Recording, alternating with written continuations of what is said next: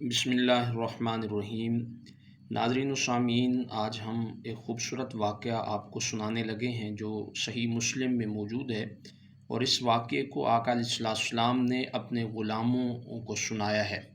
और अब्दुल्ला बिन उमर ने ये वाक़या आगे हुज़ूर की उम्मत तक पहुँचाया है। बड़ा ईमान अफरोज़ वाक़या है,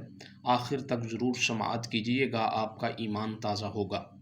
हज़रत अब्दुल्ला बिन उमर रदियल्लाहु ताला अन्हु फरमाते हैं, एक दिन करीम आका अलैहिस्सलाम ने हम सहाबा को इकट्ठा किया हुआ है और हुज़ूर हमें ये वाक़या सुनाने लगे। हुज़ूर फरमाने लगे कि तुमसे पहले 3 लोग थे जो एक जंगल में जा रहे थे, एक रास्ते पे जा रहे थे, सफ़र कर रहे थे कि अचानक बहुत ज़ोर व शोर से बारिश हुई। बहुत तेज़ बारिश होने की वजह से उन्होंने अपने आप को, उन तीनों ने एक गार के अंदर महफूज कर लिया। यानी वो तीनों एक गार में दाखिल हो गए कि उस गार के मुंह के ऊपर एक बहुत बड़ा पत्थर, बहुत बड़ी चट्टान आके गिर गई, और वो इस तरह गिरी कि पूरे का पूरा गार का मुंह बंद हो गया। कोई एक छोटा सा सुराख भी नहीं था जिससे कोई रोशनी या हवा अंदर आ सके। अब जब गार का मुंह इस तरह बंद हो गया तो वो तीनों अपनी मौत अपने सामने देखने लगे। ना कोई हवा अंदर आ रही है, ना कोई रोशनी अंदर आ रही है, तो साफ ज़ाहिर था कि अब उनको मरना है, मौत उनके सामने है। अब तीनों उम्मीद हार कर बैठ गए कि अब ना तो ये चट्टान हमसे अपने गार के मुंह से हटाई जा सकती है, हमारे पास ताकत इतनी भी नहीं है कि हम हिला सकें इसे गार के मुंह के ऊपर से।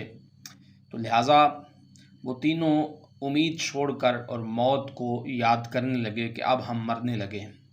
तो अचानक उनमें से एक कहने लगा कि यार, उम्मीद ना छोड़ो, अल्लाह की ज़ात पे उम्मीद रखते हैं, भरोसा रखते हैं, अल्लाह कोई ना कोई बंदोबस्त और कोई ना कोई वसीला पैदा फरमा देगा। तो इस तरह करते हैं कि हम तीनों अपनी ज़िंदगी का कोई नेक काम जो हमने सिर्फ़ अल्लाह की रज़ा के लिए किया है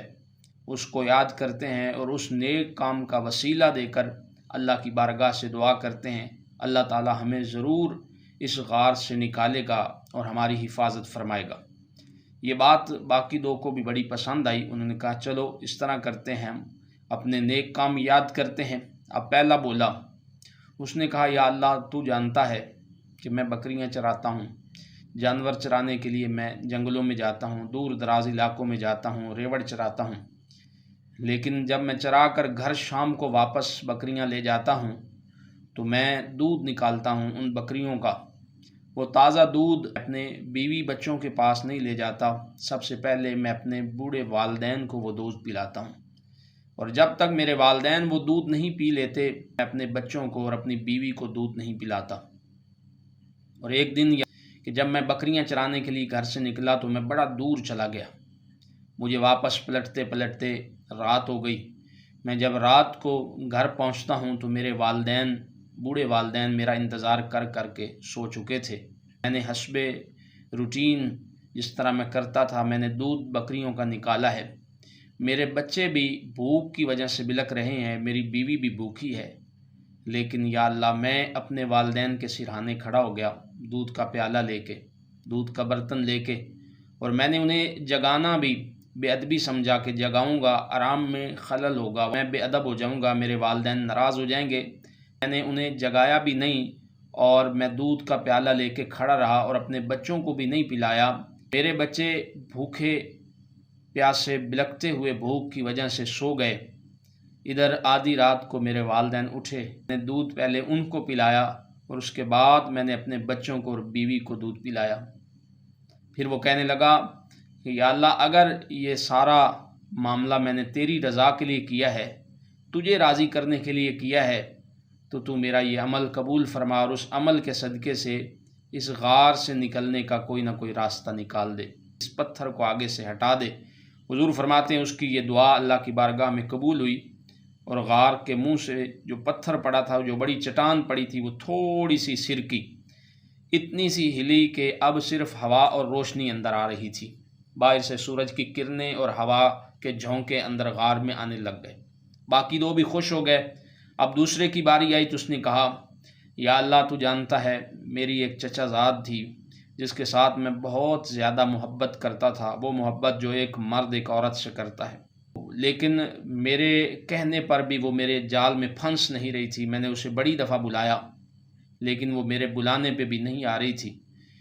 تو اس کو ضرورت بن گئی، مجبوری بن گئی پیسوں کی، اور وہ میرے دروازے پہ آ گئی۔ اس کے بچے بھوکے تھے اور اسے پیسوں کی ضرورت تھی، اس نے ان کے لیے اناج لینا تھا، اور اس نے آ کے مجھ سے مطالبہ کیا کہ مجھے اتنے دینار دے دو، جو تیری خواہش ہے میں تیرے ساتھ پوری کرنے کے لیے تیار ہوں۔ یا اللہ، میں نے اسے وہ دینار دیے،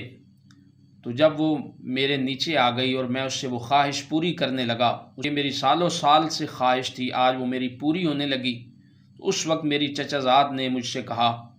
کہ اللہ سے ڈر، خوف خدا کر۔ تو یا اللہ، میں ڈر گیا، میں کانپ گیا، اور میں نے اسے پیسے بھی دے دیے اور اسے گھر بھی جانے دیا۔ تو یا اللہ، اگر میں نے یہ عمل تیری رضا کے لیے کیا ہے تو میرا یہ عمل قبول فرما لے اور ہمیں اس غار سے نکالنے کا کوئی راستہ بنا دے۔ تو آقا علیہ السلام فرمانے لگے، اس کی بھی یہ دعا قبول ہوئی، اور تھوڑا سا پتھر مزید اس غار کے منہ سے ہل گیا، ہٹ گیا، چٹان تھوڑی سی پیچھے ہوگی، لیکن ابھی بھی اتنی پیچھے نہیں ہٹی تھی کہ کوئی بندہ وہاں سے گزر سکے، کسی آدمی کے گزرنے کا، کسی انسان کے گزرنے کا کوئی راستہ بنا ہو، وہ تھوڑی سی مزید ہٹ گئی۔ اب تیسرے کی باری آئی تو وہ عرض کرتا ہے، یا اللہ، تو جانتا ہے کہ میں نے اجرت پہ مزدور رکھا تھا، اور جب اس مزدور نے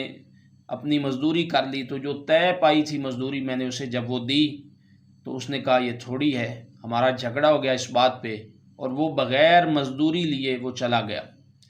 جب وہ چلا گیا تو میں نے اس کی مزدوری کے ساتھ کاروبار کیا،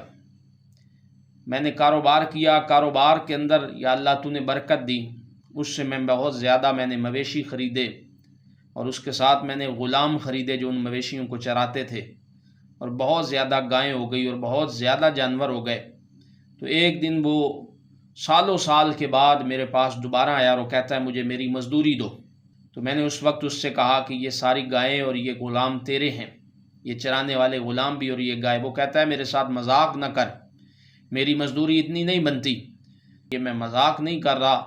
تو اپنی مزدوری لیے بغیر چلا گیا تھا، تو تیری مزدوری کو میں نے انویسٹ کیا، میں نے کاروبار کیا، تو اس کاروبار میں اللہ نے برکت دی اور یہ سارا کچھ اللہ پاک نے مجھے عطا فرمایا، تو اب میں نے یہ سارا تیرے لیے تیرے پیسوں سے لیا ہے، تو لہٰذا یہ تیرا بنتا ہے، میرا نہیں ہے، تیری مزدوری کے پیسوں سے یہ سب کچھ ہوا ہے، تو تو لے جا۔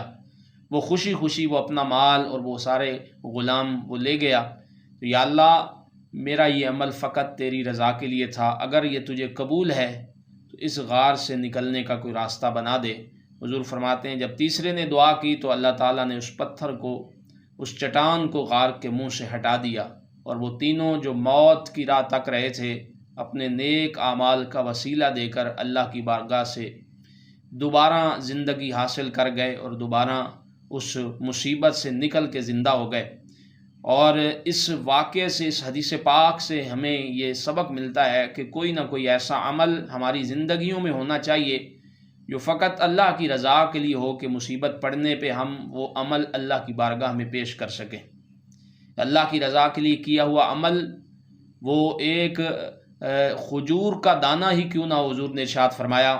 تم اگر ایک کھجور اللہ کی راہ پہ اللہ کی رضا کے لیے صدقہ کرتے ہو تو اللہ اسے ایک بہت بڑے پہاڑ کی طرح، جس طرح تم جانور پالتے ہو، اللہ تمہارے صدقے کو پال کے پہاڑ کے برابر کر کے تمہیں واپس کرے گا۔ تو اللہ کی رضا کے لیے کیا ہوا عمل کبھی رائے گاہ نہیں جاتا، اور مصیبت آنے پہ اگر ہم اس عمل کا وسیلہ دے کے اللہ کی بارگاہ سے دعا کریں تو وہ عمل اتنا قبول ہو جاتا ہے اللہ کی بارگاہ میں کہ اس کے وسیلے سے اللہ ہماری مشکلات کو بھی دور فرما دیتا ہے۔ اللہ تعالی ہم سب کو اس مبارک حدیث پر عمل کرنے کی توفیق عطا فرمائے۔ وآخر دعوانا ان الحمد للہ رب العالمین۔